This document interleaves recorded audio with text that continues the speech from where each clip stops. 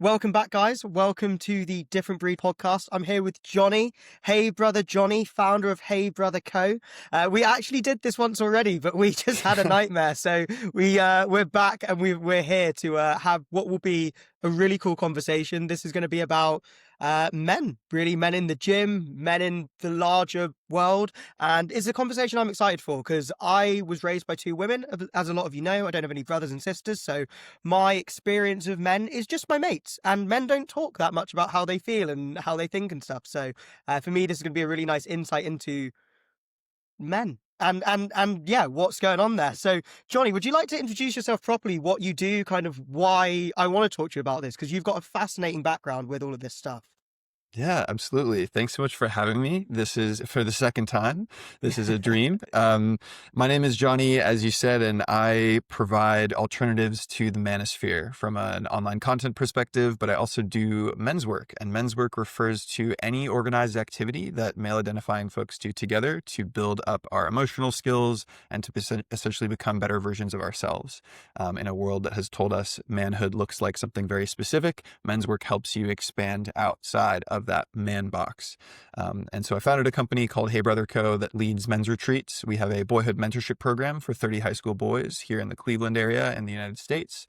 And I also lead virtual men's groups in addition to online educational content and platforming all versions of healthy masculinity to, again, provide that education, provide some examples and modeling for the world on what we desperately need more of in this day and age, which is healthy, well-adjusted men and boys. Awesome. That's Yeah. such a well put together sort of explanation of who you are and what you do. I was like, throughout that, I was thinking, this is very impressive. Like that was a very good run. Yeah, Thanks, brother. awesome to hear it. So the reason Yeah. I actually came across you was, well, it was about fitness. And one of the things you said to me quite early on in our conversations, it was like, it's really nice to see kind of like a bit more positive male fitness. And I started having a look through your content, and I had this like pretty recent, like we're talking last couple months, realization that the fitness industry is getting very pulled into a weird space, whether that be racism, the manosphere, sexism. All of this stuff is kind of getting pulled in, and it's very much targeted at young guys. So it's kind of made me realize, well, there's a problem going on. And clearly you realized that this was kind of happening a lot earlier on. So what was it that first inspired you and triggered you to start getting into this type of work and actually having these conversations? Yeah, that's a great question. It's a very deeply personal question to me, and I think it is for a lot of people, but um the the long version for our dear listeners is that I grew up with a really horrible example of what it means to be a man that was based around physical violence and domination. My dad was a special forces veteran in the South African border wars for a unit that earned the nickname the Murder Battalion because of the things that they did in Southern Africa in the 80s and 90s. And so what that meant for me as growing up as a child, as a sensitive boy, is that I was brutally shamed for having any sense of emotion and for experiencing the world in a human way. And I was given a model of masculinity to aspire to that really was harmful in so many ways.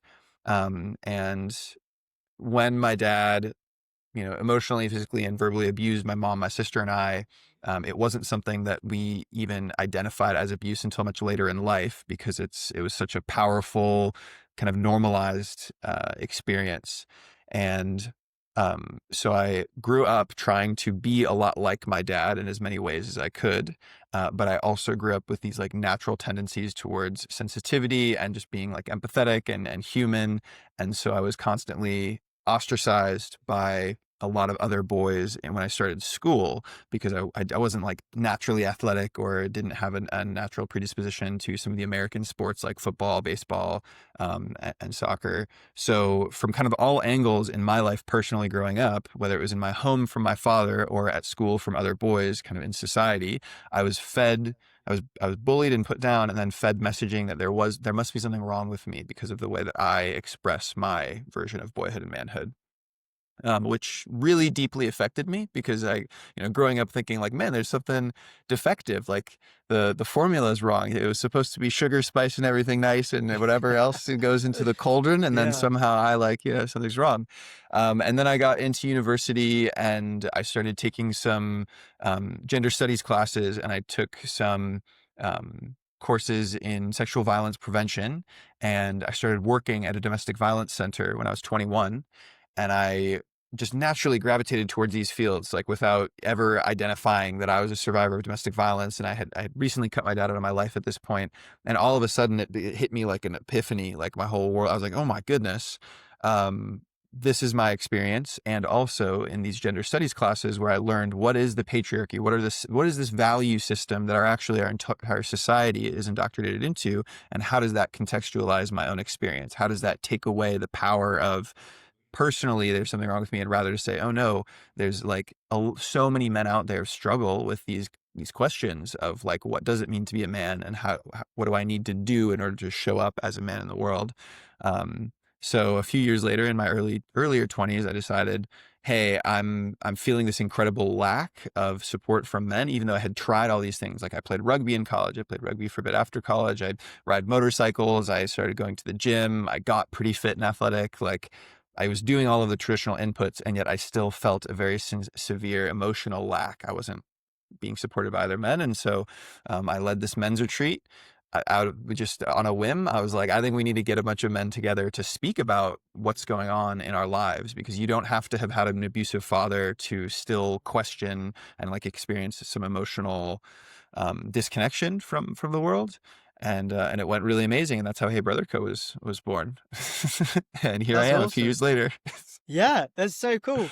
I mean, obviously, Yeah. the whole experience is such a it's a unique thing you've gone through. Obviously, a really horrible thing to have to deal with abuse growing up. But I think one of the things that fascinates me about yourself is that you were really able to kind of like stare into the abyss with it a little bit, and you've turned this around into something so positive. To go from, growing up with abuse in the home, having your idea of masculinity set through that, and then being presented with people going through it now, and you're in this role of support and help, and they're dealing with violence, they're dealing with abuse, and you're seeing it. um I guess it becomes almost impossible to not reflect on your own view of manhood, especially going through gender studies, having that academic approach to it. It would be impossible for it not to start those questions. And I think what to me is, I mean, the whole thing, the fact that you've kind of come through just as a healthy, well-adjusted human is obviously impressive, but the fact that you've taken that and you've gone, well, do you know what? Other people probably feel a bit like me, even if their reason to feel like that is different, and that's fascinating. Are you able to talk to us about what it was to actually look at that and then create a positive change out of it? Because I think for so many young guys, and we'll get into why we think this way and this and that, it's really hard to actually ever just separate yourself from your idea of what masculinity is. What allowed you to Uh, do that in such an intense way and actually succeed? hmm. This is such an excellent question. You are a phenomenal interviewer. I love it. We're like bantering, Thank you. chatting before the show starts, and then the recording button hits, and you lock in, and you become, I don't know, like an amazing, like what a good question. I think it was one of the hardest things that I've ever had to do, and it's been a lifelong and ongoing process. Where I am today, I'm very proud of, and I'm very grateful for. I love the man that I am today, and I'm consistently, continuing to learn and grow and evolve. But it wasn't like I snapped my fingers and then all of a sudden, hey, I no longer care when the world calls me names or anything. Like it took consistent work and effort, therapy, a lot of different inputs. But what was a huge motivating factor was actually my relationship with my mom and my sister, because the way that my dad began to treat me when I went away to university and we no longer had regular contact, and this is before I cut him out of my life, but I mean, I didn't live with him anymore. I noticed that there was this big distinction in how he treated me once I got taller, once I started to play sports and get more athletic and look more like a man. He started to treat me better. And one of the ways that he would try to relate with me is to make disparaging remarks and comments about my mom and my sister. And I've found that that is in some ways a lot of the ways that men try to relate with one another is, hey, like even if we don't have any common interests or common hobbies or common values, we can fall back on the fact that at least we're not women, and so we can talk about women's bodies or talk about women's appearances, or femininity is this bad thing, and just like banter, locker room talk is a nice backdrop for men to relate to one another. And it made me really uncomfortable on the one hand to have my father say these things about my mom and my sister, about their weight, about their appearance, about their character. But on the other hand, he was showing me more attention than he'd ever shown me before, and more approval. I felt like I was getting an insider view now at what I've always wanted. So it really felt like this crossroads of what do I choose? Because some of the major fights that I had with him at this time were me asking him to speak more kindly, say, hey, don't talk about mom and Emily like that. And I think that it finally just something clicked in me where I realized, like, my mom and my sister have been there for me for my entire life, have treated me with love and respect and kindness and compassion in ways that my dad never has. And so I kind of do have to make this choice almost about like who I want to keep in my life. And even though there was this really emotional, visceral pull to stay, to have a father, basically, Yeah. because of the father wound is so present, I knew that I was making this right choice. So that's kind of what spurred it in my early 20s. But if like, I mean, it's one of the hardest things that I've had to do, not just in terms of choosing to cut my dad out and like choosing my mom and my sister, but everything I thought to be true, like all of these inputs in the world, like if I can just get big enough and strong enough, if I play rugby, if I can prove people that I'm tough, if I can, be like attractive enough, if I can be whatever enough, then I'll finally be worthy, right? Like, you have to flip that entire model on its head. Like everything I was raised to believe for the first 2 decades of my life, and I had to decide like what am I going to do now? And it's really, really difficult to do that. And can get into specifics, but it's such a challenging thing. So for any men or young men that are listening, it is not easy, and it doesn't happen overnight. It doesn't happen instantaneously. It's a lifelong process of deciding, what have I been taught about manhood from a little age? Like if I was told don't throw like a girl or boys don't cry when I was 3 years old, 4 years old, how did that affect me? And how does that change how I move through the world now? And how's that working out for me? You have to go that deep, and you have to go that far back in order to start to correct some of these narratives, and decide for yourself what it means to be a man.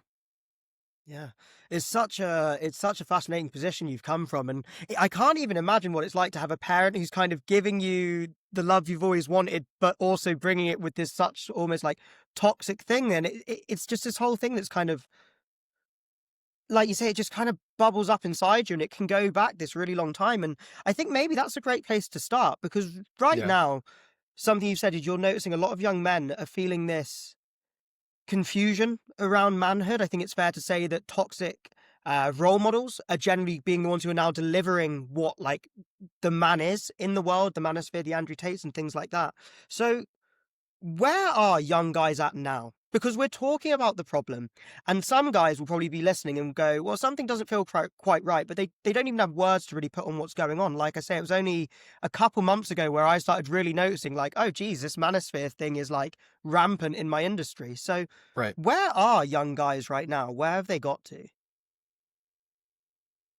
I think as a whole, young men right now are feeling emotionally disconnected. And what I mean by that is, there's a nonprofit called Equimundo that does a survey of demographically representative of the United States, and they survey men of all ages, and they concluded that um, almost a third of young men aged 18 to 24 feel that nobody really knows them. Feel that nobody really knows them. That's pretty significant. That's a lot Yeah, of people. That's a yeah. lot of people when I really think about that. Yeah. So you basically throw a shoelace out and it's going to hit a young man who feels that nobody knows him well. It's not to say that he doesn't have friends or that he doesn't have people in his life, but he feels that he doesn't have fulfilling emotional connection with those people to the degree that he feels known and seen. And I think that is that's where young men are today, right? Is feeling like, Yeah. I don't feel known, I don't feel seen. men's emotions are not necessarily validated for me out in broader society, or I don't see a lot of media that depicts as acceptable for men to have a full wide range of emotions.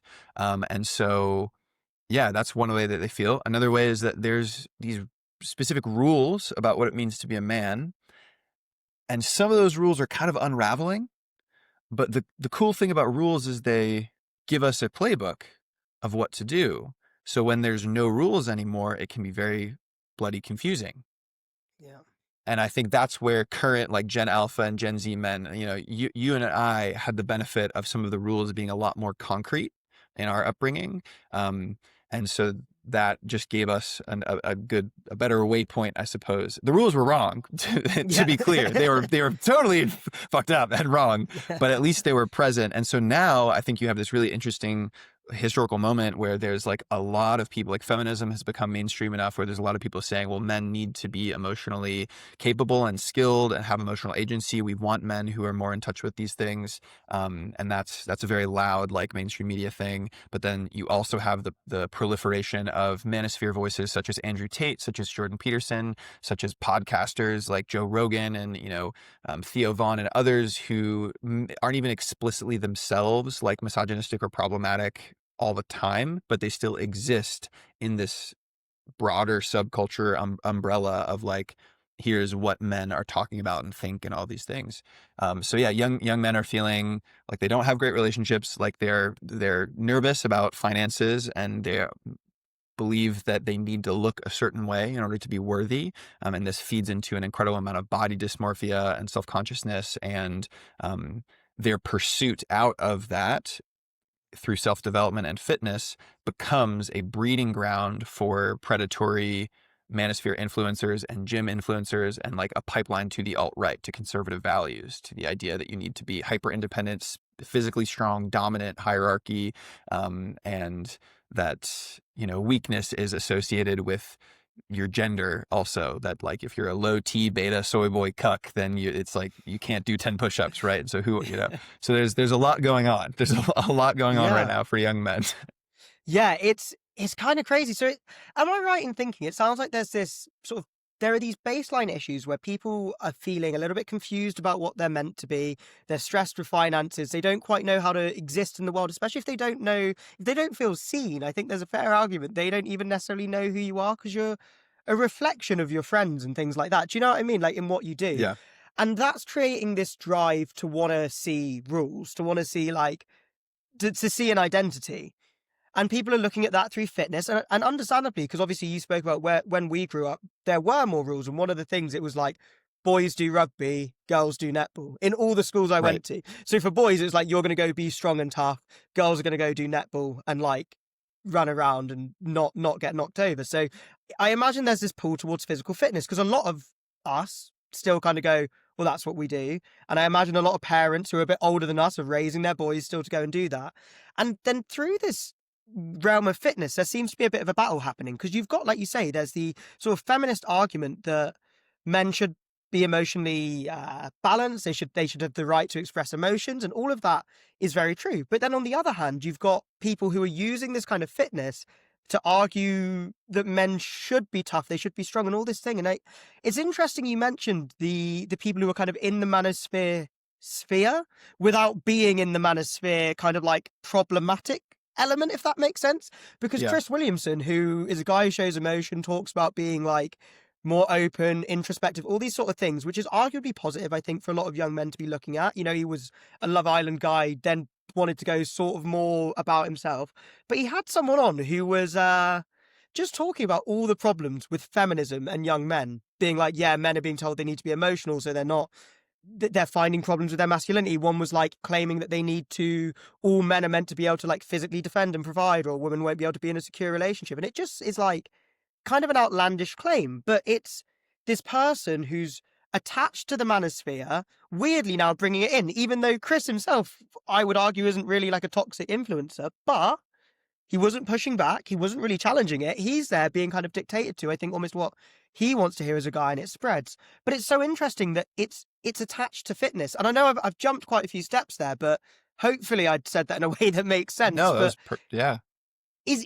Where's this battle coming from, and why has fitness become such an element in this? Because this is why I found you so interesting, is you kind of identified with me that there's a problem in the fitness industry. And I went, oh, there is, but I'm so confused how it's got here and Yeah. why there's this war over what men are meant to be. Yeah. Wow. Well, first of all, that's why I sought you out. Like you said, you found me on Instagram and it made you start thinking about, but like I found you and started like idolizing you for a while because I'm like, dude, this guy is hilarious. He has great memes, but he's super fit. He has great knowledge around training. He's a multi-sport like athlete, and he's not pushing some of these stupid ass narratives around what it means to be a man associated with fitness, whether it's like how you need to look, or who you need to date. Like I love the content around you and your partner. Thank you. And you're like, go date a muscle mommy, like Yeah. unless you're insecure, basically, right? Like because Yeah. she's taller than you, and you're both extremely fit people, and I don't know. So there's just so much about your presence where I was like, we need more of Taryn online and just in the world, like representing for young men who are so insecure about their height or their physique or whatever, that there's ways to be active and fit and move your body that fulfill you, that make you a better person, that make you more confident, and they don't have anything to do with getting a six pack and, like just needing to adhere to any specific standard. It really is about like training yourself and doing what excites you. And that is who you are to me. That's like where you exist, is like, hey, I love movement. I love being active. I love interacting with the world. And so how can I do that? And whoa, look at this, the byproduct. It builds a ton of confidence, and it shapes my life. So that's something that I really like, love and respect and admire about you, about your content, and what we need more of, because the average gym influencer is really encouraging young men to pursue fitness and shaping their bodies as a way to find self-worth. Um, and that men look a certain way. And this is particularly true, I think, from like the Western world, that blew up in like the 80s with like Stallone movies, but like and Arnold Schwarzenegger, and bodybuilding culture, which has a whole like a very interesting backstory on the origins of bodybuilding culture, and it's tied to like the gay community and all these things. But like Interesting. there's just been this resurgence in the past couple decades of the idea that a man looks a certain way. Like if you go back into the 1940s, 1950s, and 1960s, and you look at depictions of masculinity, you get obviously World War II soldiers, and you get some, John Wayne cowboy images of Yeah. masculinity, but you don't get this idea that all men are these like hulking brute, like huge guys, right? Like that's not what it really was. So it's a fairly recent thing that came about in, the 70s and 80s with like the golden age of bodybuilding, where as a culture we just decided like, oh my gosh, the manliest thing you can do is like look this very specific way, Yeah. and it's being like tall and jacked, and not just jacked, but like inflated, right? And so unfortunately there's a lot that, I mean, we can go in a couple different directions. From the reason why it's tied in with like the alt-right and conservatism is, on the one hand, it's very resource intensive to get super, super big and buff. And so there's an essential like hyper individualism, and like, oh no, I personally need all these resources in order to affirm that I want to look a certain way. And so it doesn't matter the cost on the environment, or it doesn't matter, the financial cost or whatever, which I think is a classic, like, hyper individualist, like conservative mindset, rather than collective, what's best for everyone. I think the idea that you are entitled to like dominate others, if you are strong, physically strong, strength means one thing. That definitely lends itself into, authoritarianism, right? That Yeah. like I can dominate over others if I am more powerful, and so I should become more powerful because that's the way that the world works.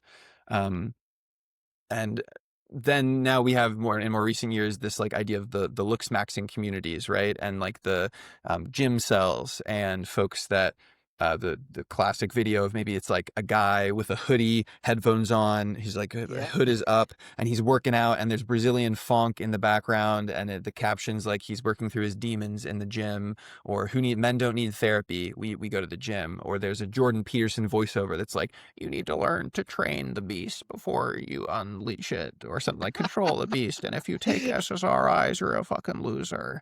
And it's like the Jordan Peterson voiceover with some Yeah. like guy that's like doing curls and doing shoulder press, you know?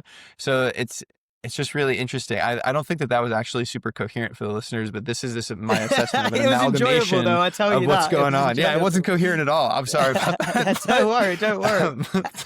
No, Um, it made sense. I'm just playing. No, it made sense. yeah.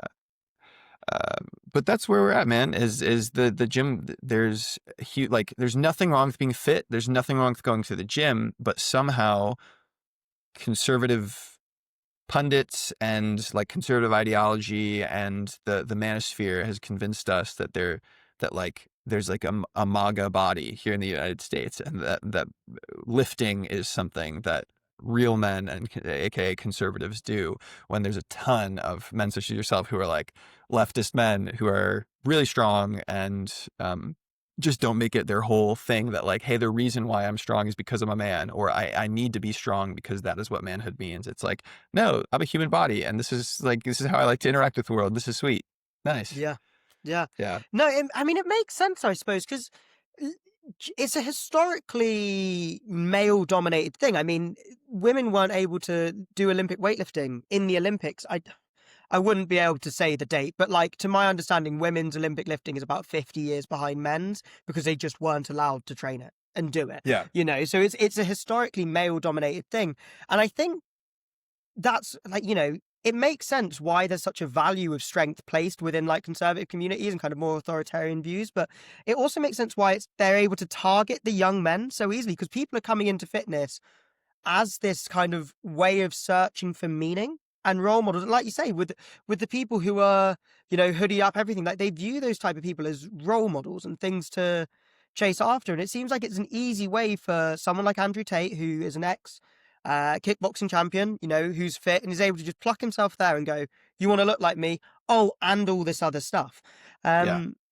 And it's interesting because I think there's not really a left equivalent, because it's like, we just don't put much about, like, it's like I put a lot of value on health and fitness, but it doesn't really relate to much about how I think of view the world, if that makes sense. And I wonder, yeah, I don't even know what I wonder with that, but it makes sense to me, the right kind of able to get in there.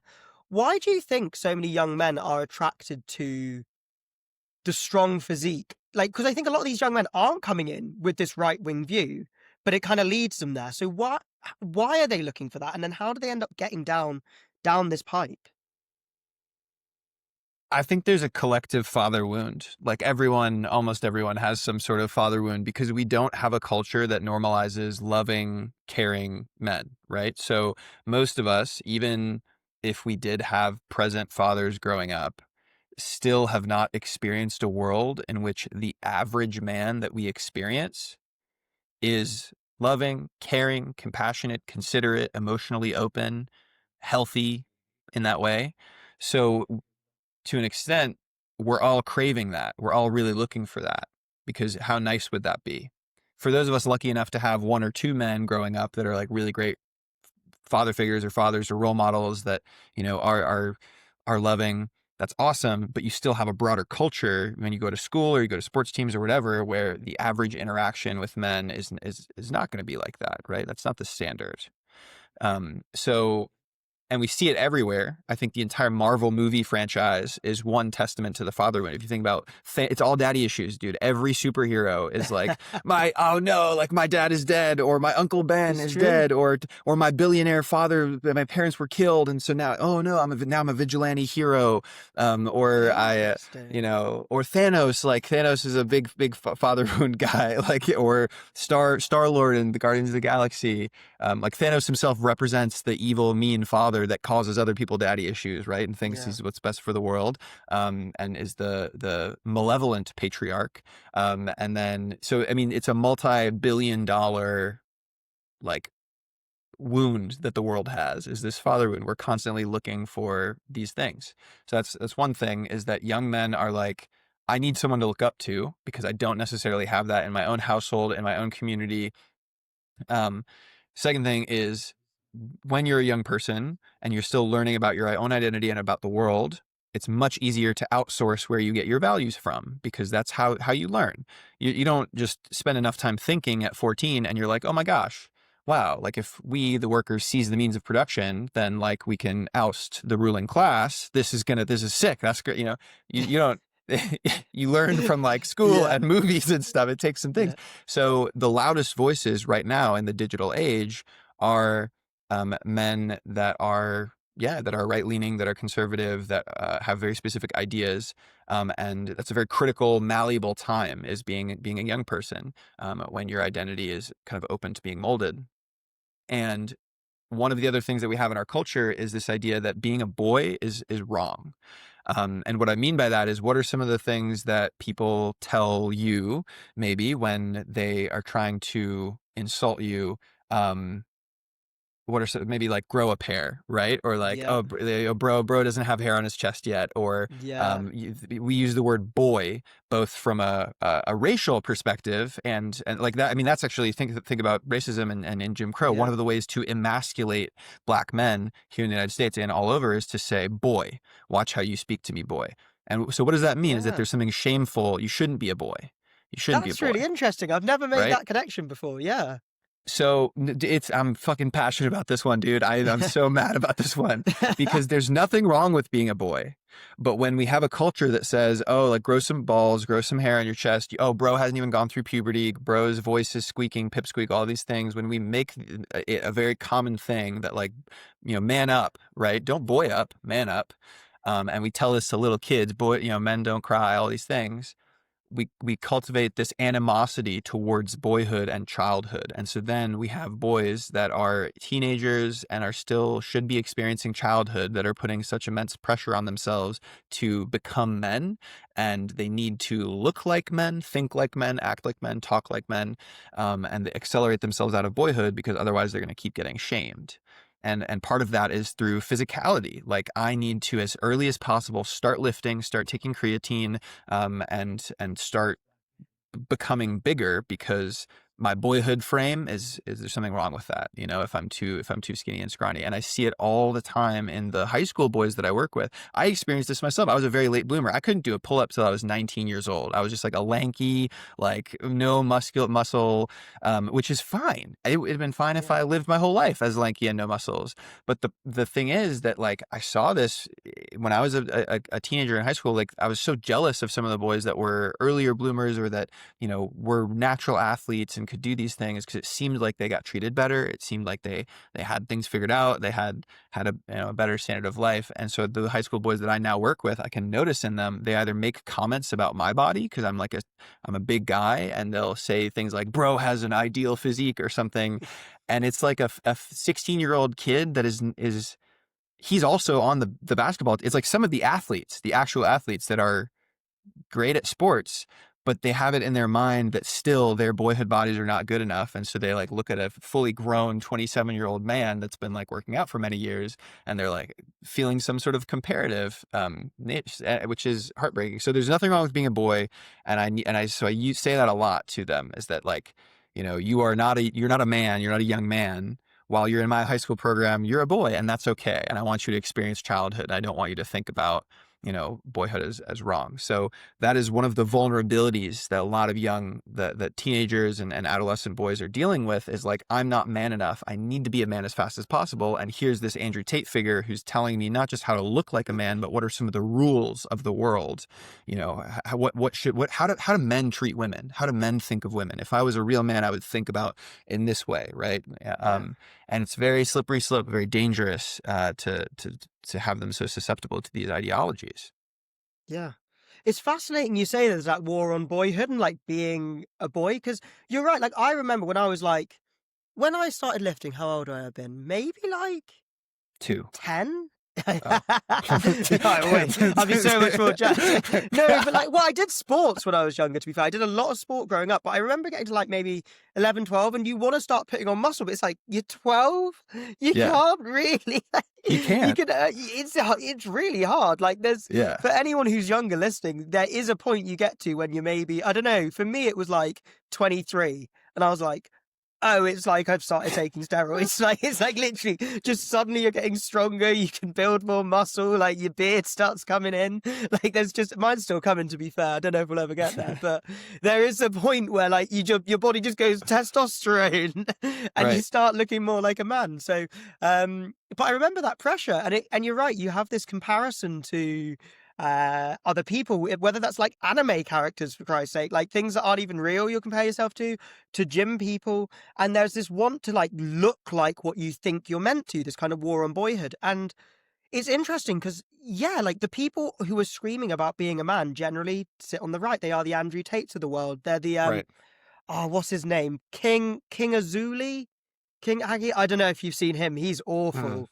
Oh, I'll send you his Send it profile over, at some point. please. He's a piece of work. But yeah, it's like it's understandable they're getting trapped into that. And then as they're being told these rules, obviously you were mentioning it's at like a young, like malleable age, is I think the way you described it. So it's like very easy for us to take on opinions.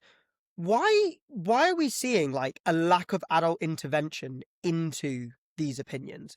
Because that's something as well, is like, I think when we would have been growing up, people had a lot of like sexist or misogynistic ideas, but I feel like, at least for me, there were adults who would intervene with that line of thought. Or maybe I just got lucky, to be fair. I will say something I've always said is I got so lucky with my parents and immediate family. Like, I couldn't have asked for a better like raising morally or like in loving or anything. So maybe I got lucky. But it feels like to me a lot of these guys are taking this on, and then you start seeing like people who are like 21, 22, 23 who've just been spouting this rhetoric for so long, and there's just been nothing's happened. You know what I mean? Nothing's stopped it coming through. And it almost feels Yeah. like we're regressing. I mean, like, go back 20 years when, well, a bit more than that, 26 years when my parents were, oh, maybe like 30. God, I'm getting old. Like 30 years when my parents were getting together, like they could walk around holding hands at Pride, and that was about it because it wasn't really safe otherwise.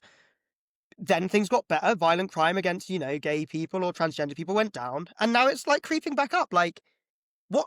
Why aren't we finding these messages being interrupted? And like, why is the fitness industry not interrupting it? Because it's such a inclusive industry. Or at least it was when I sort of came up in it. Yeah, I mean, one would think, right? Like Yeah. one would hope that it was, and that it is. But it's interesting, the wellness to alt-right pipeline too. A lot of the like Maha, make America healthy again type. Yeah. Vaccines aren't real. You should only be eating raw elk nuts and bison testicles as the whatever. Anyway, and then it's like, yeah, and I voted for Trump. So one of the things I think is the online age, right? Like, so that didn't exist as much. So it was not normal 20 years ago, 30 years ago for people your parents' age to be consuming some of the same media that, or no, I guess it was more normal. Like, it was more normal for them to know, oh, like Arthur the Aardvark or like the Sesame Street or whatever. Like, I know Yeah. some of the media that kids are being exposed to. But with the internet, it is not normal for an adult to know about like the Nelk Boys, right? Yeah. Or, or even to a lesser extent, yeah, like someone like Theo Vaughn, who to you and me is like, oh, he's huge, of course. But like, Yeah. I think the average parent isn't spending their time, it doesn't have a relationship with social media and with digital media in that way, where their algorithm is the same, and they're spending enough time on it.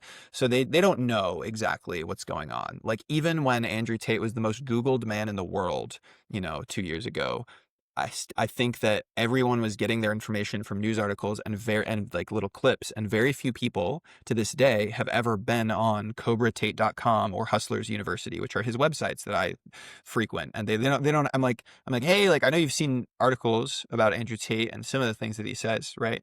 But Yeah.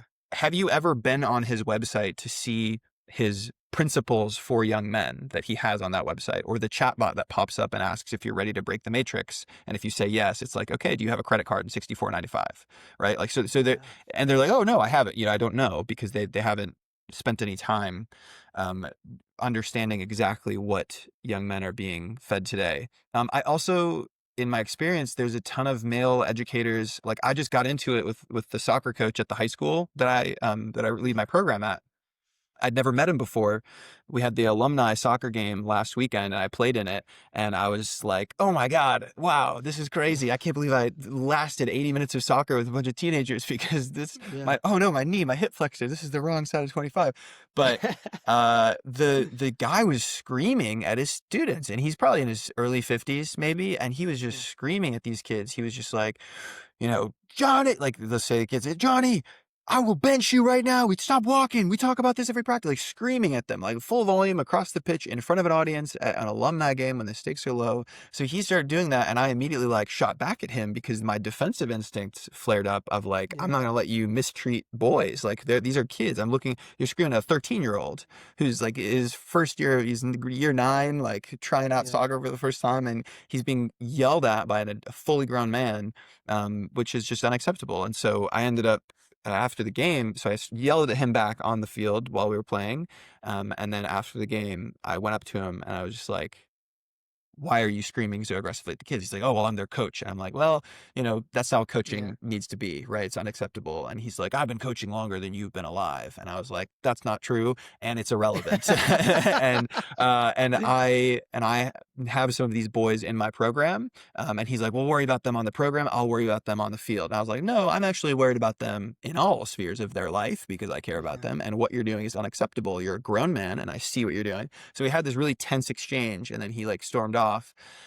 But no one has ever done that to him. So there are actually very few people who stand up to men, like broadly in the world. Like there are very few people who have those types of conversations.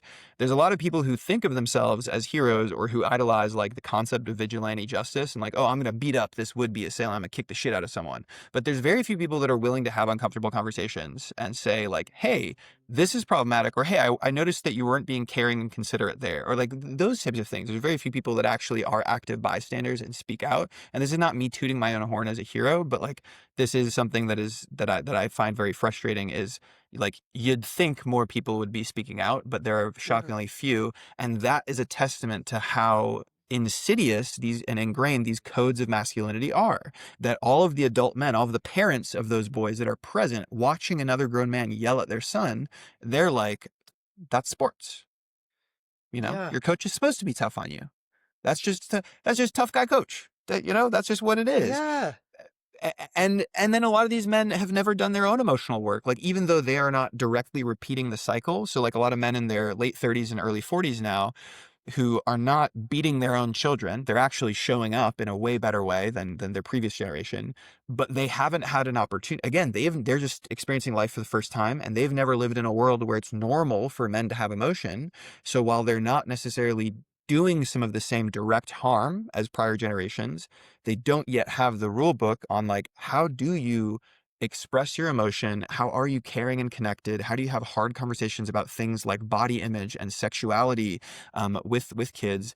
And how do you cut out homophobia? Like, do you even know what boys are saying when they say zesty and sus? Like, even though you don't say the F slur directly anymore, how do you still intervene and encourage boys outside these mindsets? They don't know because they're still in it, they're still going golfing, and like, it's still so permanent or permeating of our male culture, some of these values, homophobia, misogyny, locker room talk, all of that stuff, that there's just not enough guys who are like, that's not okay. So that's how I feel. No, that makes sense. Do you know what? That example with the coaching actually really like just made that click in my mind a little bit, because it's really interesting. If I saw a teacher screaming at a child in their classroom, I would go over and go like, hey mate, that's not appropriate. Like, because I remember getting screamed at by some teachers in school, and now as an adult I look back on that and I'm like, how did anyone let that happen? Like, that's not right. like, I wouldn't shout at a child like that. But if I saw a sport coach doing it, I would probably go, that's sports. Right. Like that would probably actually have been my like reaction. I've probably gone, oh, that's sports, which you're right. It's one of these things where it's just assumed within society. You just kind of, it's just there. And it's almost like a really, it's just really triggered something in my mind there to be like, oh yeah, that's not really okay. But I can see like on a small scale, I don't have any kids. Maybe I'd feel different if it was my kid being shouted at. But there's that element of like, oh, would I have ever put a barrier in there? Would I have said that's not appropriate? Now, all those young kids who maybe have never seen their parents say that's inappropriate will now look at, shouting at other young kids as, well, that's normal the next time round. And that's how you get that cycle. And I suppose that must be happening then on quite a large scale in the back end of the home, where parents are unaware of the stuff they're being sold by, like, the Andrew Tates of the world, by the by what different fitness influencers are showing masculinity. Like Mike O'Hearn last week put up a meme that was like, in my generation, you had what was it? Wonder Woman. Now you have to wonder if it's a woman, kind of implying that anyone who is Yeah. transgender is trying to trick you into sleeping with them. Like, and it's like these kids are just getting these little things that aren't necessarily even direct attacks, but very much perpetuate these toxic masculinity things, these transphobias, these misogynistic things without interruption. Is there a way that, as the fitness industry, we can become more positive so those interruptions are happening within the fitness industry itself, rather than just hoping that parent happens to be aware that this is happening within our space? Because I think, like, when I was younger, if I'd have gone back 4 or 5 years, maybe just when I was turning 20, I'd probably gone, well, it's on the parents, it's on whoever. But now I'm 26. Like 5 years later, I've been given quite a large platform by people in the fitness industry who like the way I approach things. I kind of start thinking it's like, oh, well, it's just loads of people like me who form the industry. Some people with a lot bigger Yeah. platforms, some people with smaller. But actually, this exists in the way it exists because we've allowed it and tolerated it. Hmm. And now it's how it is. So, what can we do to start trying to push back and change these narratives that young men are being given? Because they deserve something better than what they're getting right now, undeniably. Yeah. Thank you for saying that. Thank you for saying, because I'm like, boys deserve better, right? Really, boys deserve better. I Yeah. think the world sometimes treats boys as ticking time bombs of future predators, or that, boys, there's something wrong with men innately. And that is completely false and not true. And boys deserve better. Boys deserve care and consideration. Boys deserve to be advocated for, like I did for those students on the field, but in all realms of life, right? Like, and the reason why it's normal for that coach to be yelling at them, especially, is because it's the boys soccer team, the men. It's okay to yell at boys, to toughen them up, right? We don't necessarily see that in girls sports in the same way at all, right? Like, sports can still be aggressive and things like that, and there are definitely still really aggressive, women's coaches and things like that. But for the most part, the expectation is that, boys will be boys, and it's our job as adult men in society to toughen up boys. And we do that through tough love. There's no thought to, like, how can I model an example or use encouraging positive reinforcement to get someone to get better at something. It's always got to be grind you into the dust. And so, crazy to me that you're 26 also. Didn't realize that. Oh my gosh. You're young. I thought you were older than me, but you're younger. Most people say that they think I'm in my 30s, and I Yeah, don't know because, why. Like, I look dude, perfectly 26. I look exactly my age. you do. You look exactly your age. It's not a testament on what you look like. It's more like you're very successful and you started your own business and you carry yourself with a maturity for the most part. Obviously, you're hilarious. You post these memes. You're very silly and goofy, and I am too. And so I resonate with that. And I'm like, oh yeah. So that makes sense. But for the most part, you're wise beyond your years, and you're like just wonderful. So I'm like, oh man, this Oh, guy's in his well, 30s. thank you very much.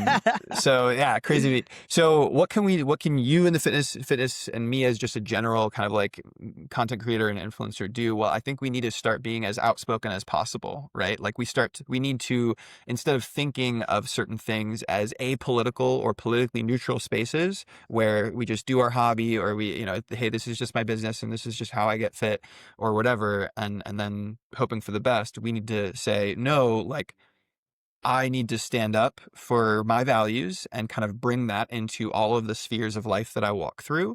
And you are doing this so remarkably well, especially in light of the recent months where you've started to recognize what a problem this is. I think there's such a huge market opportunity for you to take up more space in the fitness realm. Given your personality, your youth, the media that you consume, all of these things, the memes that you already make, like, boys are, and young men are looking for more Terrans and more of your content, to outspokenly say, like, hey, I am, like a 5'6" like guy that is super fit and it makes me happy. I have this beautiful partner. I like get to travel the world. Like my life's really awesome. And I love trans people and queer people, and I have 2 moms. And to me, the way that I've started to think about manhood is not punching down and that I'm better than someone or that I'm mogging the guy next to me, but it's actually like, hey, I wonder if he knows how to do a handstand and I can teach him how to do a high pull. Or I wonder if Yeah. like we could grapple together. It's like, or he knows, he'll like, oh, you got this. Nice. One more rep. Like here's some positive ways that fitness is actually a great equalizer in building community and uplifting people and building confidence. And it's not about being better than or being than someone else. So being more outspoken, like creating, that's been my big tagline, and is my Instagram bio is like manosphere content alternatives, because there's not enough of it. There's a lot of guys that are really wonderful that have big followings, but they don't really talk about this stuff. And so in the absence of anyone explicitly stating, here's what manhood means to me, and I'm willing to say that. In the absence of that, you know who is really talking about manhood all the time and what it means to be a man? Andrew Tate, Jordan Peterson, Ben Shapiro, guys on the Nelk Boys podcast, Joe Rogan. And you know what kind of language that they regularly use? And I don't really use this language but like for the purposes of the podcast, they tease each other. They use the B word, they use the P word. Don't be, if David Goggins, exactly. What's his whole shtick is looking at the camera and being like, get hard. You don't know me. I want to get together with the hardest of the hard. If you can't run, you don't do, you bitch, like all of that. That's the language. It's the normal. Yeah. And it's like, that's how normal it is in our culture, the way that men relate to each other. Let's even dissect that. The fact that that's one of our go-to insults, a lot of the insults that we have for each other, is calling you something feminine or gay. Like that is it, right? It all boils down to that. What does that say about the world when the main way that I want to put you down as another man is I'm going to call you something that implies femininity or homosexuality? What does that reveal to you about my internal world of how I view homosexuality or femininity, right? Is that it is inherently lower, and that is, to be associated with that is bad. How's that going to translate in my relationships and in how I speak up for others and how I protect and defend others and advocate in this world? It's not good. Yeah. It's not, no, you're so right. It's not good. So it sounds like really like such a massive part of this is there's just a lack of voice coming from a more positive place within the fitness industry. And it's like, the reality is, it's like, it's not fitness that's turning people to the right, but it's fitness makes sense with the right. Young men are lost right now and they want to go, they tag on to Yeah. fitness, and that's a great way to develop yourself. And I think around positive coaches, I think some of the best male role models I've ever had came from martial arts coaching. Gotta be, it's some of the best I've had.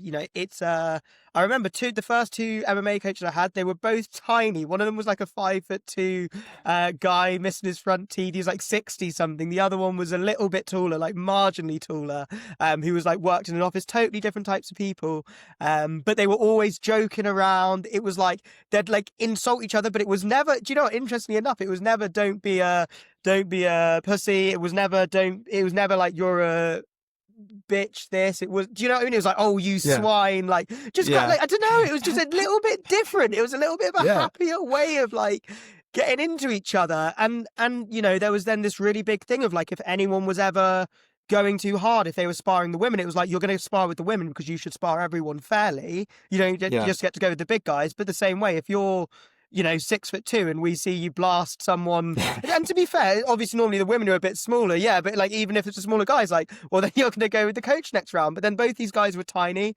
both high level fighters, have won championships, and weirdly enough, they were like such a great example. So I think physical fitness clearly is like something everyone enjoys, everyone benefits from fitness, and it can be really positive. I would say they had a huge positivity in the way I would interact with men. At the same time, though, I've met some awful men through martial arts, like where that like almost stuff you don't even want to repeat when you hear them talk about women and stuff, and you sat there and you're thinking, you're saying this in front of like 15, 16-year-olds, and like they take that on as normal. And it's just, it sounds like really what we're missing in our industry is a voice that goes back the other way. I think like you said, the tagline was alternatives to the manosphere content. It's just missing a little bit within the space, right? Why do you think so many of us haven't ever thought to just make a bit more noise? Well, I think in your unicorn instance, where you had a really wonderful upbringing, you have two moms, you had some good male role models, and despite your stature, were able to advocate for yourself and develop a really robust sense of self-confidence. And so it hasn't been on your radar. Like that's a unicorn situation. Like I think, Yeah. and especially now that learning that you're 26, it's like crazy how much more respect I have for you. So I'm like, man, you're like this cool at 26. And Oh, like thank you very like much. what? You know, I'm a year, I'm going to turn 28 in September. So I'm not much older than you, but I still feel like, you know, I don't know, man. You're just the presence. And so this is a unicorn situation that this hasn't been such a focal point for you. So in your case, you weren't as aware of it, and maybe you weren't stopping and thinking, like in these MMA contexts where you're hearing these guys say these things, you're kind of just like, oh, that's messed up. But you kind of just like, oh, I'm glad I'm not saying that, or like, I don't agree Yeah. with that, but like, I'm not the one saying it. So you kind of, you know, move on or whatever. But the reason why sexual violence and domestic violence are so prolific in our culture and so vastly underreported is because we have a culture that normalizes abuse from men in various capacities. One of the lessons that I have in my high school boyhood program is we dissect what's called the rape culture pyramid, which is a pyramid with different tiers to it. And the very bottom level is the most benign and normalized behaviors in society, and then it goes up in tiers to the very pinnacle, which is violence, rape and murder. And how is it that these things at the bottom make the next tier a little bit more acceptable? The next tier a little bit more acceptable. So an example is catcalling is in the bottom tier, right? So when it's normalized in society for men to make comments to women and no one says anything, and it's just, oh, that's just boys being boys. That's just how men are. Men are all dogs, you know, men are like whatever. The next tier up would be maybe sending unsolicited nude photos, sending dick pics, which is sexual harassment, right? Like that is, but because we've got so many men that do the catcalling or use words like, you know, bitch and pussy and this stuff flippantly, honestly, sending the pictures doesn't even seem that severe, right?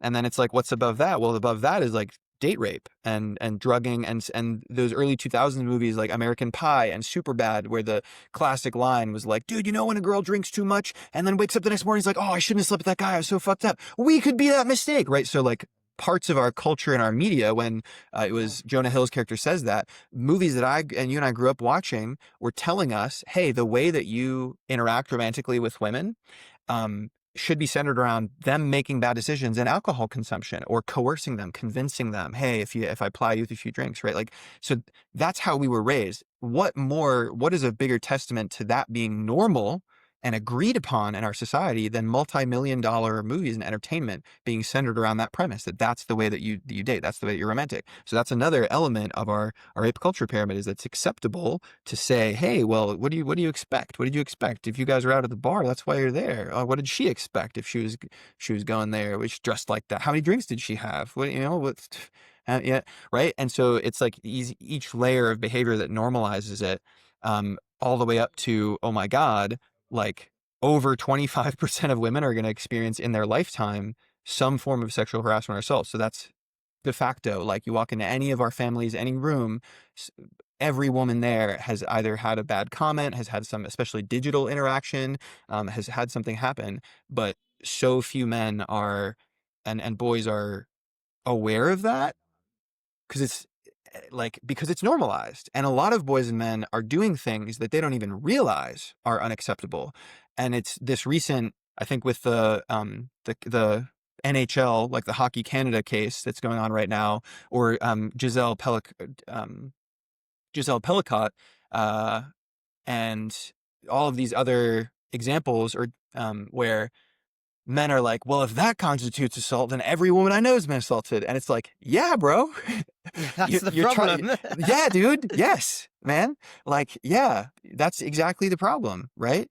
Is that this stuff is so widespread. So there was a long-winded way of responding to your question. Well, why don't more men speak up? Because there's this code that, you know, mind your business. Nobody ever said anything to my dad. Like, my dad was very charismatic and charming in public at times, but he was also an asshole to people because he believed in, I mean, he got kicked out of his PhD program for pushing someone up against the wall who like looked at him funny, right? Like my dad was like, Oh if you talk wow. to me wrong, like, I'll show you what's up kind of thing. So he was that type of guy, but so he was dangerous and scary. I get that, but no one ever said anything to just be like, "Hey, man, your kids seem scared when they're around you," or like, "What's up?" And you know why? Because we do have this like, mind your business, bro. That's a family issue. That's the you I don't have a place. I'm not going to speak about another man's family. I'm not going to do this. That, and I see it all the time. In fact, when I went to at halftime in the alumni soccer game, when I was like, "What is this coach doing?" And I was talking to the other alumni, some of whom are older than me, a few are a little younger, but like I was talking to this group of adult men, and I'm like, "This is unacceptable. I'm going to say something to him after the game." Every other man there was like, "Dude, it's not going to do anything. He's not, he is how he Yeah. is. It's not going to do anything." As if it's not worth speaking up because that's just how men are. So collectively, we like need to make a personal choice, an individual choice to say, no, my standard is higher. And then we need to say, like, what are some effective tactics I can use to model the world I want to see and intervene in a way that is not a call out, because men don't need to be called out. That can cause conflict. Men need to be called in and invited. We're not here to indict men for their inherent badness, because men aren't inherently bad. We're here to invite men to reflect, just as you and I have done several times in this conversation. I've said some things you're like, "Oh fuck, I never thought about it that way." It's right. It's like I'm inviting you to reflect on some things that we see in the world that can help you make a decision on how do you want to act from tomorrow? What kind of man do you want to be? Do you want to be a little bit more, especially maybe in a place like Brazil, right, that has really high rates of crime and sexual violence in particular? South Africa is another place, my home country. That's where my whole family's from. South Africa is one of the sexual violence capitals of the world. What is my responsibility as a human being to be more perceptive and observant of these things that are happening around me? So now I'm in my soapbox, but that's how I feel. Yeah, that's amazing. That's really interesting. The idea of inviting people in, and that's like such a cool twist on it. And I'm trying to think how I even want to word my next sort of like follow up with that. So I feel like almost comparing that to what, say, like an Andrew Tate does. He's dictating to people what they are, what they need to be, and if you're not this, it's a bad thing. It sounds like to bring people into a marginally more positive direction, we want to take this kind of like kindness approach more than we want to take this aggressive approach. What do we need to do as like a content strategy, as it were? And I mean, that you'll probably get an insight into this because the way you reach people is via social media, to do this invitation rather than that dictation. Because one of the other things you mentioned is we don't want to go sort of like cancellation. It's not about calling out. It's about making a positive change. And one of the pushbacks I think you see on social media a lot when you talk about, we shouldn't be doing this, we shouldn't allow that, men need to do better, is the pushback is, well, you're attacking the men, you're cancelling them, you don't care. And I think a little bit of that is a scarcity mindset. People think if you've got inclusion, then you're going to leave out the men, which isn't the case. But I feel like there needs to be a slightly different way of approaching the content that seems to be inviting people uh, out of the right pipeline. What does that need to look like? Sorry, I said that in a very long-winded way. I think I was kind of No, formulating that thought process as we went along. no, brother. If we were to look back on this, when we listen to this conversation, it shall be I that takes up most of the airtime, yapping and rambling. You are a We very, love the yap yeah, though. we We love love the it. yap. I love a good yap session. I love that question because this is what I would like to do professionally. Like so I'm leaving my full-time job in tech in a few weeks on September 2nd. So maybe by the time this is out and school, listen, I've quit my full-time job because I've been doing a bunch of other stuff on the side all at the same time as working in tech. And I want to now take a chance on myself. I'm inspired in part by men like Taryn who have started their own businesses and like gone out and done the thing. And I'm like, okay, I need to do this. So I want to free up my time. I would like to advise men that have existing followings or are looking to be better examples of masculinity, or like, how do I invite men and how do I change culture in a positive direction?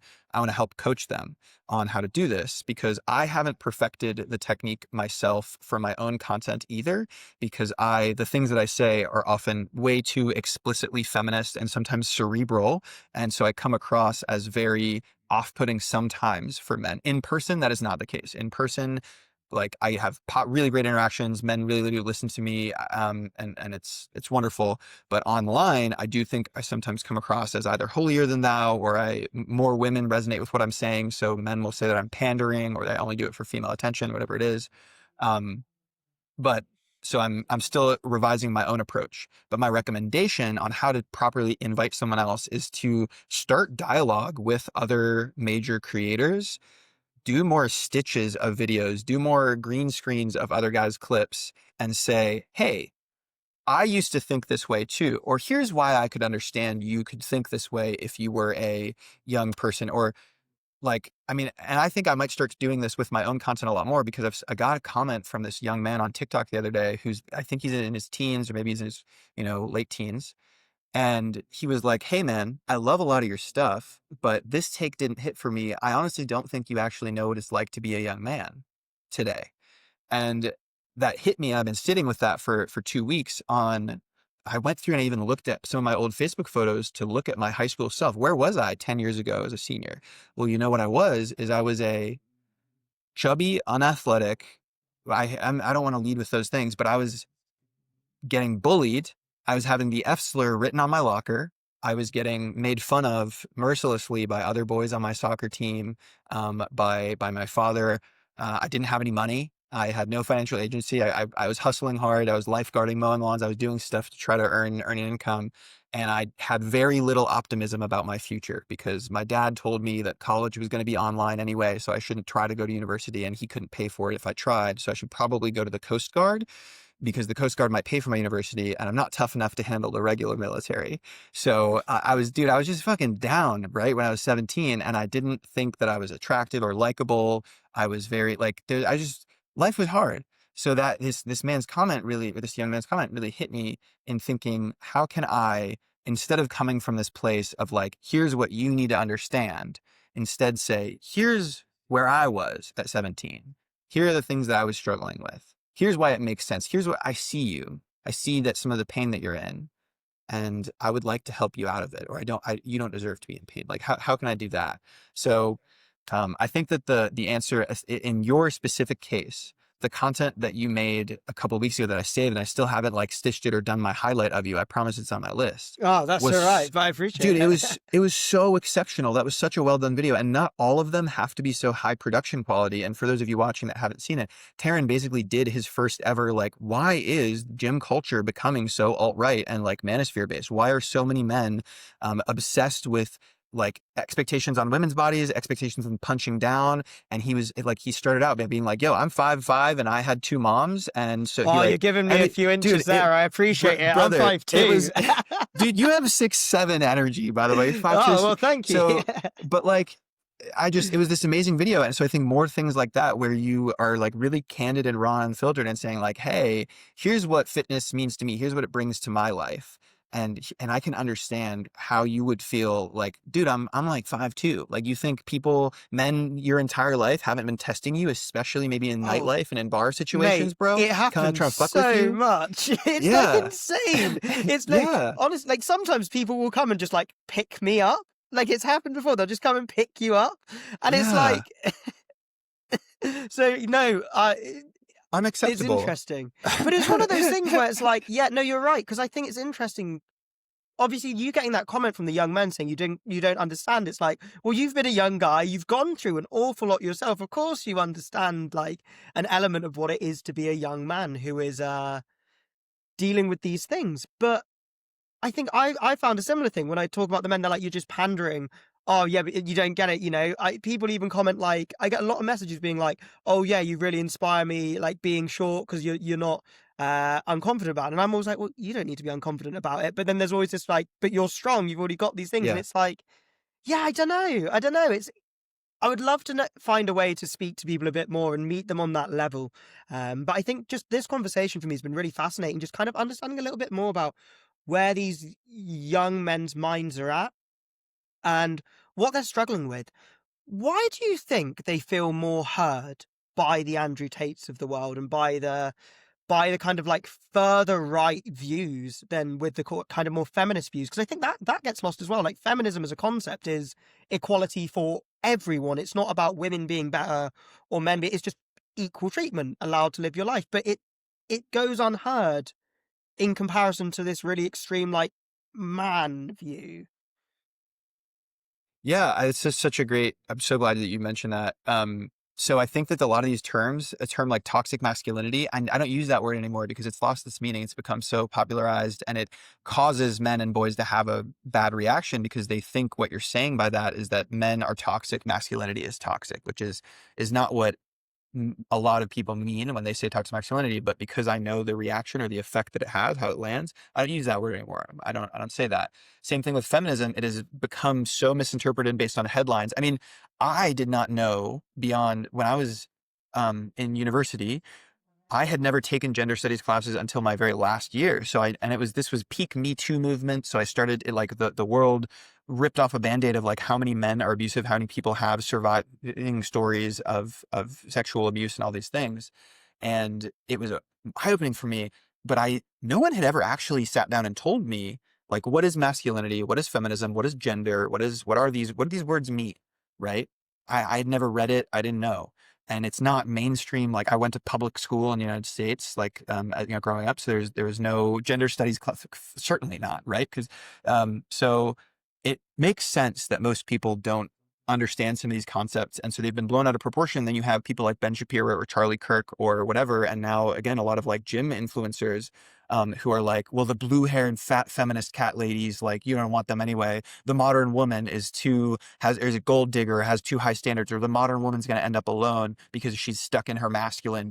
Women are trying to act like men. Like all of these horrible, disgusting things that are said about women are coming out of these guys' mouths. And so I think that true feminism is not yet like mainstream enough, and a lot of fringe voices, like there's a lot of young men who truly like, I don't want to invalidate how they feel, because they feel feminism means you hate me, you hate men, I'm a man or I'm a boy. And feminism, all I hear from feminists online, or all I hear from the Charlie Kirk videos and the debunking feminists, and from the Red Pill, the Hamza YouTube channels, like all these things, is that Oh, mate, feminists, Hamza's ones are bro, pretty bad. I get his newsletter. I subscribe to his newsletter. So what they're hearing is, oh, top female manipulation tactics. Stop pedestalizing mid girls. These are some of his newsletter headlines, right? That it's young guys. And it's these like, don't let, Stacy's just go for Chads anyway. So treat him like dirt. Like all these, like it's crazy, man. But specifically, like young men are feeling like there is no one that advocates for us. And the political left also has not done at all a good job of appealing to or advocating for men and boys. Who does say it's hard to be a man today.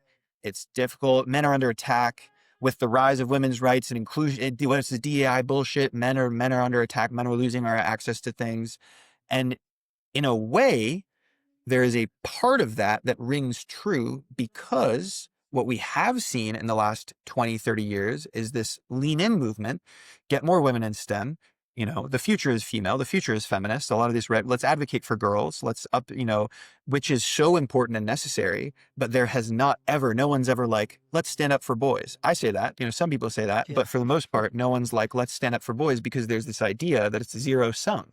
And the scholar Richard Reeves talks about this a lot. He's like, there's zero sum thinking right now, that if I am going to solve like most suicides, most homelessness, young men are less than 40% of college enrollments right now, right? It's declining. So the rate of inequity in college enrollment that caused Title IX as legislation to be passed in the United States and like affirmative action policies to be passed to equalize the numbers, that is now in reverse. So it's like the numbers, how women were in college, it's men, but no one's ever like, hey, how do we get more men into college? Like no one would say that, because it sounds like you're saying, and that's why Chris Williamson has Manosphere guys on his podcast and facilitates that, because he himself is like relatively understudied in these broader social and economic issues, and like and socio-political concepts of feminism and gender equality and capitalism and all these things. So to him, he's like, why no one talk about men? Not enough men in college. And I hear the blue-haired feminists. And so he's going to platform these guys that are appealing to,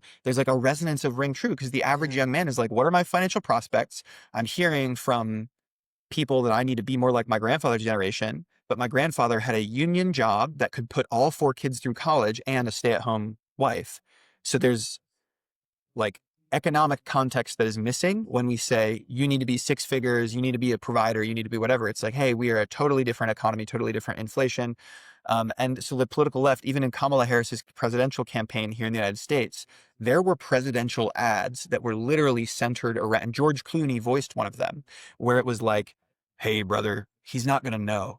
No one has to know in the voting booth that you voted for Kamala. Like and it was all these shots of like men walking into the Wow. voting booth and like looking around, and on the one shot they're like with their buddies at the bar or whatever, and in the other shot he's like holding the hand of his daughter, and then the message was like, when you walk into the voting booth, the guys don't have to know that you voted for Kamala, that you voted for a woman, bro. So even the Democratic Party, and which is much more center and right than, because it moves center in I was, order I was to, going to say oh, American you know what I'm saying? politics to Like, me as an yeah, English person are all yeah, right. it is. They are, right? But like even the blue party, the Democratic Party, their position, they're like, hey, we know that voting for equality is soy boy beta cuck shit, but hey, you could do it secretly. That is their most appealing message to Yeah. men, instead of like, hey, we see you, that there aren't robust trade unions and vocational programs here in the United States. We see you that it's too expensive to afford a house. We see that there's these pressures, like how can we advocate for men? It's just not on the list. So the political left is failing young men and boys, and the right is like, we got Barron Trump telling his dad, Donald Trump, hey, you should go on the Nelk Boys. Hey, you should go on Rogan, right? Like, here's what young men Yeah. want. They've got insider market research. So I'm going off on a diatribe here, but that's what's going on, is there's not enough messaging to support and platform young men and boys from the left, and they don't have trust in many political establishments or institutions. Young men are much more susceptible to conspiracy theories, and that is what like the red pill and the black pill are, and a lot of like looks maxing theories. It's kind of like a grand conspiracy theory about how the world works, that no one's ever going to talk to me if I'm under 6 foot. I might as well give up if I don't go height max, if I don't go to Turkey and get a jaw surgery, if I don't do Yeah. X, Y, and Z thing. It's over. I'm cooked, you know. It's um it's fascinating. It's really interesting. It's such a strange thing, but something that's really resonated as you were speaking there is this idea that young men can't live up to, say, what their grandparents are doing. So I think in England, we've almost lagged behind America by maybe like 10, 15 years, I might say. I think there's probably some people in their like mid 40s who did about as well as their parents did. My generation, we aren't close. Like, so my parents had a pretty rough time of it, to be fair. So maybe we're in a similar period, but like my generation, like most men are not doing that well in the UK. And I will say most women. I think in people in in the UK, we're struggling because we're a very, very poor country with London attached to it. So you take London out, and we are really not doing that well financially, economically. People don't own houses, all of this thing. And it seems like that potentially where people aren't seeing normal life success there is making them even more vulnerable to these gym influencers, because they're able to get success in the gym, and then they're being told that this thing directly attaches to their manhood and their ability to be a provider and this and that. And it seems to me like there's this weird like duality of things happening that have somehow meshed what would be, in my mind, relatively separate worlds into one. Yeah, dude, you're unlocking a lot here. Like, this is a very multifaceted and intersectional political issue, right? That involves economics. It interweaves social pressures of patriarchal masculinity and living up to what a man should be, and then it's tied against the economic reality, right? And I can't stress this enough. It is unfair. We are setting up men to fail when we say, oh, men used to go to war, be like our grandfather's generation, when we no longer have robust unions, right? Union wages and standardized wages with pension plans. We no longer have affordable housing. We no longer have access to free, here in the United States, like free or cheap education, post-secondary education. We don't have universal health care. It's too expensive to have children. So the cost of living and some of the odds that you're up against are too great. And then you're told as well by the world and by culture that you need to man up, and unless you're like you're a sassy man apocalypse, unless you can be a provider, and what, like, really? no wonder it's a recipe for self-harm, and be like, I'm never going to measure it. Like, how can I ever, no woman's ever going to want me if I can't buy a house. And now that's not true, because a lot of women, and again, real feminists are like, dude, we work now too. Like, it's fine. I'm not actually looking for a man to take care of everything for me. But the mainstream dialogue and some of these, like, the wellness to alt-right pipeline tradwife influencers are making multi-million-dollar brand deals, and they have content that goes viral, which depicts a traditional patriarchal household where the woman stays at home in the kitchen and takes care of children, and it has this like soft life. And a lot of women look at that and they're like, oh my God, that looks amazing. But they're not actually interested in a patriarchal gender role. They're tired of capitalism. They're tired of how expensive it is to exist. And so everyone, even men included, really like the idea of being provided for or taken care of in some capacity. But it's like this tradwife narrative has attached itself to existing patriarchal values and like the political right. And so now it seems like, that's what's given this resurgence of the divine masculine feminine language, masculine feminine polarity, and this resurgence of misogyny, this resurgence of rigid gender expectations that men need to step up and man up and provide, is because we're all exhausted from how expensive it is to exist from capitalism. So it's like, this is why I think this is one of the most important political, like, just issues, or just issues in general, that it's a social issue, it's an economic, it's a public health issue because of men's suicide. More men die of COVID, more men die of illnesses, preventable, treatable illnesses, because of the idea that I don't need to go to the hospital, I need to man up, right? Like, there's all of these different ways in which our expectations around what it means to be a man affect the economy, affect society, affect the environment. Talk about how many burger ads are just like a woman in a bikini on a Camaro eating a juicy Carl's Jr. bikini. There's a really interesting link between at post World War II in efforts to reignite the economy, federal subsidies for the beef industry, and then all of these ads popping up that like beef and cows and meat, men should eat more meat. Meat is tied to masculinity. And now we get today with a lot of these ads that are like, the last thing I want to be is a soy boy, beta, vegan cuck, right? And Yeah. real men don't care about the environment. Real men don't recycle. So it's like, again, it's an environmental issue. Yeah, like there's so much that's tied to this, and I'm on my soapbox, and the listeners probably like, how the fuck? I thought we were talking about gym culture, but it spans everything. You can Yeah. throw a dart at something and be like, how does our stance on masculinity as a culture impact this issue, and how are we failing the world and failing men and boys? And so it's the thing that I care most about in this world.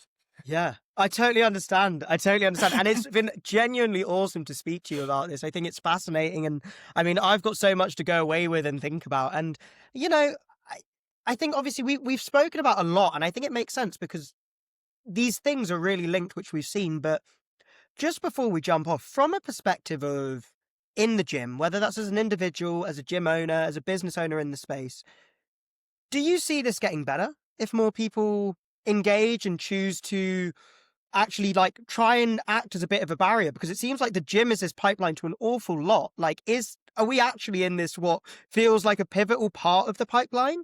Or do you think, there's only so much that can be done from our end, but let's try anyway? I am incredibly optimistic about the future, despite all evidence to the contrary. I am biased because I am someone who is working in this field, so of men's betterment, basically.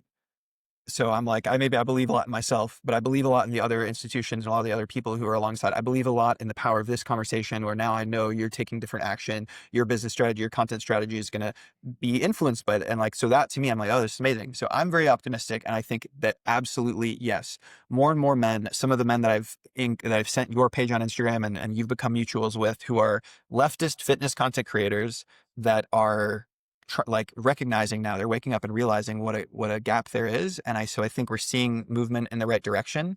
And I think what's very important is fitness communities of strong men such as yourself, who don't use patriarchal language. So they don't use the word bitch or pussy or whatever to motivate other men to get better in the fitness context. They don't punch down. They also don't use misogyny or horrible jokes in order to laugh and in order to create community, right? Because humor is a bond. So I'm not going to say that the only way I bond with you is based on these bad values, and who stand up for what's right.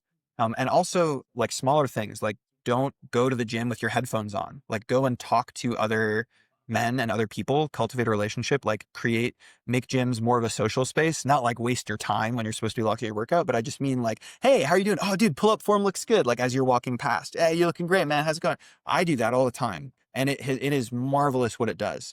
Like I've had some really amazing, powerful interactions in the gym just because I'm not wearing headphones and I'm intentional about speaking to guys. And it's crazy how many men have some trauma or something to disclose right on the precipice that it just takes someone asking them like, hey, how are you really doing? Or like I've had interactions in my local gym in the locker room where I hear men saying, I was such a piece of shit back in the day, dude. I was like talking to too many hoes, blah, blah, blah. And I'll be like, hey, can I jump in here?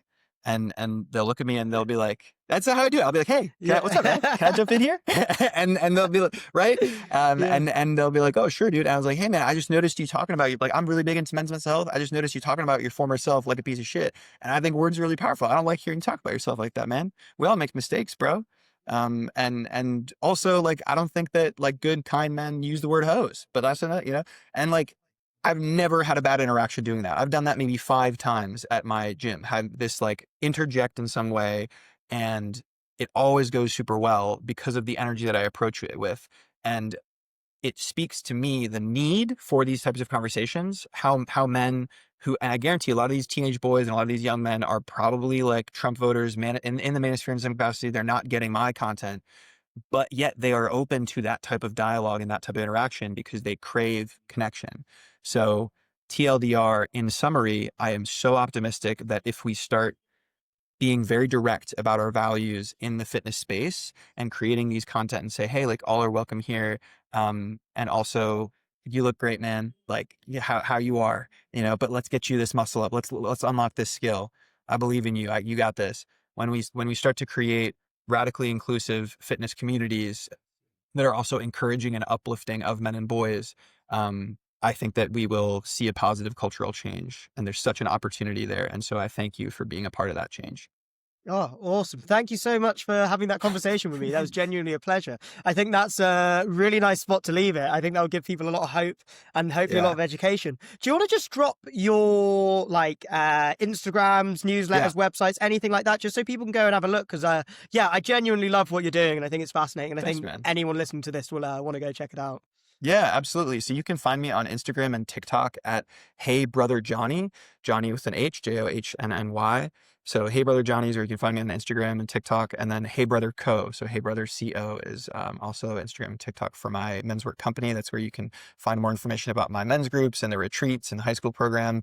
I also post regularly a lot of resources, whether it's like book recommendations, podcast recommendations. I get featured on a lot of podcasts. I also share and cross promote a lot of other content, such as Taryn, and in different spaces. So for parents of boys, for educators and teachers, for guys in the fitness community. So I highly recommend that if you're looking to get more into this world or to diversify your algorithm, you check me out and see some of the stuff and some of the people that I platform, because I'm all about building a coalition. And that's why this conversation is so wonderful. So yeah, check Hey Brother Johnny wherever you get your online scrolling. Wicked. Awesome, dude. Thank you so much. I'm sure we will do this again. So I will catch you Oh, yeah. in the next one.